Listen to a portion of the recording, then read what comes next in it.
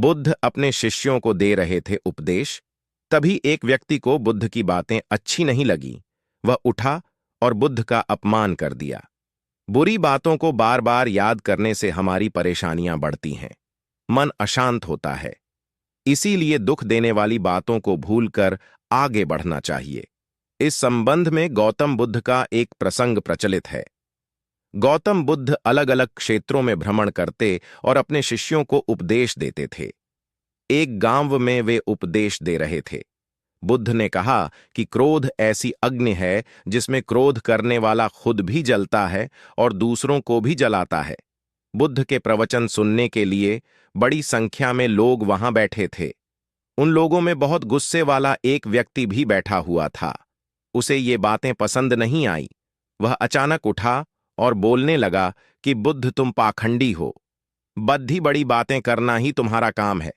तुम लोगों को भ्रमित कर रहे हो। तुम्हारी ये बातें आज कोई मायने नहीं रखती हैं।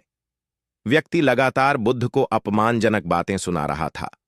वहां बैठे सभी लोग ये देखकर हैरान थे कि बुद्ध ये सब शांति से सुन रहे थे, लेकिन कुछ बोल नहीं रहे थे।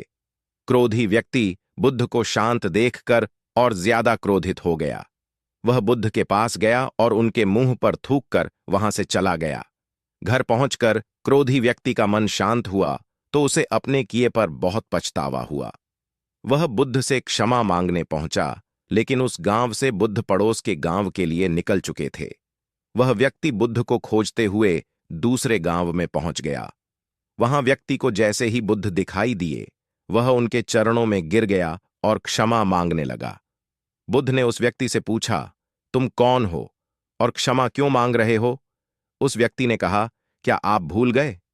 मैंने कल आपके साथ बुरा व्यवहार किया था, आपका अपमान किया था।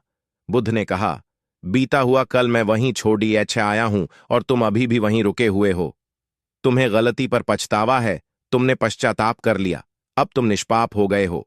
बुरी बातें याद करते रहने से हमारा आज बर्बाद हो जाता है। इस आदत की वजह से भविष्य भी बिगड़ सकता है।